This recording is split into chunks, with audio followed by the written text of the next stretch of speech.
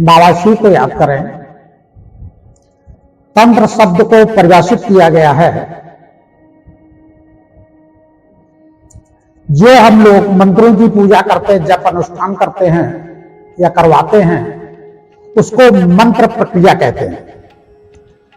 मंत्र को अगर तंत्र से जोड़ दिया जाए तो जातक को ज्यादा लाभ मिलता है। कलयुग में मंत्रों की संख्या ज्यादा है, उपाय ज्यादा है, व्यवस्थाएं ज्यादा हैं, खर्चे ज्यादा हैं, तो उसका भी सरल तरीका तंत्र बताया गया है। जैसे उदाहरण तौर पर घर पे पकौड़ी बनी, पकौड़ी के कुछ क्षण के लिए मंत्र मान लीजिए, और उसके साथ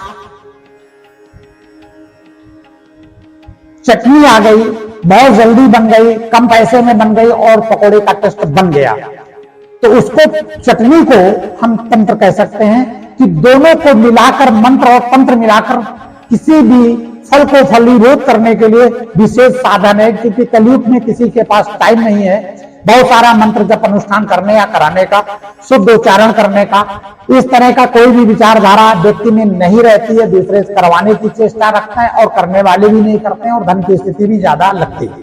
ऐसी स्थिति में तंत्र का प्रयोग हमारे वेद शास्त्रियों ने दिया है, तो उसी के साथ हम तंत्र का प्रयोग करते हैं। जैसे तंत्र की सामग्री क्या है, जैसे शिव पूजन में हम सफेद अर्क का पुष्प चढ़ाते हैं, धतूरा और बेल का पत्र चढ़ाते हैं, ये तंत्र सामग्री है। कि साथ में शिव का ओम नमः शिवाय का जप भी किया, साथ में ये तंत्र सामग्री जो चढ़ाई, इसका फल हमें अलग से प्राप्त हुआ, ये तंत्र है। जैसे हनुमान पूजन में चमेली का तेल, सिंदूर, सरसों का तेल और ये सब चीजें, तुलसी का पत्र चढ़ाने में हनुमान जी की विशेष महिमा कहेगी, ये तंत्र प्रयोग में आता है। तंत्र से लोग डरते हैं, बड़ा भारी उसको गंदे दृष्टि से देखते हैं, ऐसा नहीं है। मंत्र में व्यवस्थाएं और समय ज्यादा लगता है और फल मिलने में देरी होती है। तंत्र करने में उसके रिजल्ट उसी के बराबर मिलते हैं और जल्दी मिलते हैं। इनकी सबकी जड़ी बूटियां, जैसे राहु के लिए कुश है, बुध के लिए लटजीरा है, मंगल के लिए कत्थे की लकड़ी है, खैर जिसको कहते हैं, शनि के लिए शनि का वृक्ष है। इस तरह से सूर्य के लिए मदार का वृक्ष है। इस तरह से सबके अपने अपने जड़ी बूटियां हैं, उनको समय पर धारण करने से उनके रिजल्ट जल्दी प्राप्त होते हैं, उनको कहते हैं तंत्र। और मंत्र के साथ अगर तंत्र का प्रयोग किया जाए, मान लीजिए सूर्य का हमें उपाय करना है, तो सूर्य के हम जप अनुष्ठान भी करें और साथ में मदार की जड़ को बांधे, उसके लाभांश ज्यादा मिलेंगे। तो मंत्र के साथ तंत्र का प्रयोग यानी जड़ी बूटियों का प्रयोग करना, उस ग्रह से संबंधित वस्तुओं का प्रयोग करना भी हमारे लिए फायदेमंद होता है, उनको कहते हैं तंत्र। सीधे शब्दों में कह दिया जाए, मंत्र एक भवन की नींव है और तंत्र उस भवन के ऊपर बना हुआ गुंबद है, जो गुंबद का शो मकान में ज्यादा दिखता है, प्रभावशाली दिखता है। ऐसे ही तंत्र का प्रयोग करने से मंत्र शक्ति बढ़ जाती है, उसके रिजल्ट ज्यादा आ जाते हैं। और तंत्र शब्द को 5 भागों में बांटा गया है, पटल, पद्धति, कवच और सहस्त्र नाम और स्त्रोत।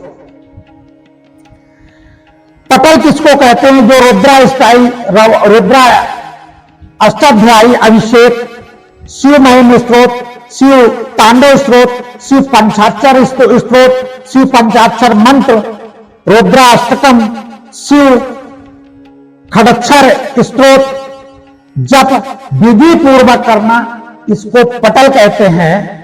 पद्धति उदाहरण में कैसे कहते हैं, जैसे सूर्य का आपने जप अनुष्ठान किया, पूजा किया और साथ में सूर्य की पहली किरण के साथ जलाभिषेक किया सूर्य का, तो ऐसी स्थिति में ये आपका तंत्र प्रयोग हुआ, ये पद्धति हो गई। कवच क्या हुआ, जैसे राम रक्षा स्तोत्र का पाठ किया और उसको लिखकर गले में बांध लिया, ये कवच हुआ। सहस्त्र नाम, किसी भी देवी देवताओं के 1000 नामों का उच्चारण करना, ये सहस्त्र नाम होता है। इसके लिए व्यक्ति के पास टाइम नहीं है, तो उनकी जगह पर क्या करते हैं, श्री सूक्त करते हैं। तंत्र साधना क्या करते हैं, श्री सूक्त कर लेंगे, पुरुष सूक्त कर लेंगे, लक्ष्मी सूक्त कर लेंगे, इंद्रकृत लक्ष्मी स्तोत्र कर लेंगे, लक्ष्मी चालीसा कर लेंगे, कनकधारा स्तोत्र का पाठ कर लेंगे, लक्ष्मी अष्टक कर लेंगे और लक्ष्मी सहस्त्र नाम स्तोत्र का पाठ कर लेंगे। इतने पाठ करने का समय किसी के पास नहीं है, तो क्या करते हैं, छोटे छोटे उपाय उनकी जड़ी बूटियों को बांध कर और उसका फल पूरा प्राप्त करते हैं, उसको कहते हैं तंत्र। तो आज तंत्र की परिभाषा स्पष्ट हो गई है। मंत्र के साथ अगर तंत्र किया जाए तो बहुत अच्छे रिजल्ट शीघ्र प्राप्त होते हैं। मंत्र में देरी लगती है करने में, कराने में और फल मिलने में। तंत्र उसका शॉर्टकट रास्ता है, उसकी जड़ी बूटी बांधकर, उसके वृक्षों की छाल को बांधकर आप उसका लाभ उठा सकते हैं, इसको कहते हैं तंत्र। अब आगे यंत्र के बारे में बताया जाएगा। मंत्र के बारे में आप जानते ही हैं, बाबा शिव को याद करें और सदा बाबा शिव को याद करें और यंत्र की परिभाषा को समझें। यंत्र क्या है, लोग इसको बड़ी बुरी नजर से देखते हैं, परंतु ऐसा नहीं है। यंत्र किसी धातु में किसी भी देवी देवता का मंत्र लिख दिया जाता है, उसको यंत्र कहते हैं। या किसी कागज या भोजपत्र में लिखकर गले में धारण करना है किसी यंत्र में, उसको भी यंत्र कहते हैं। जैसे श्री यंत्र, लक्ष्मी यंत्र, कुबेर यंत्र, कनक धारा यंत्र, लक्ष्मी पूजन शीघ्र प्रभावी नहीं होता है जब तक इसमें मंत्र की शक्ति न डाली जाए।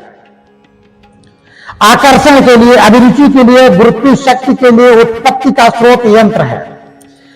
यंत्र भोजपत्र पर केसर से, स्याही से अथवा अष्टगंध से कागज पर या छपा लिया जाता है, केसर से लिख दिया जाता है, ताम्र पत्र पर गुदा लिया जाता है, चांदी पर लिखा लिया जाता है, स्वर्ण धातु पर लिखा दिया जाता है, अष्ट धातु पर अथवा ताम्र पात्र पर स्वर्ण ग्रास युक्त सोने के अक्षरों से लिखा दिया जाता है। ये यंत्र इस तरह से निर्माण हो जाते हैं। और रवि पुष्प, गुरु पुष्प में इनकी योग स्थिति में पूजा पाठ करके अगर धारण या प्रयोग किया जाएगा तो यंत्र की शक्ति प्राप्त होती है। इसको यंत्र कहते हैं।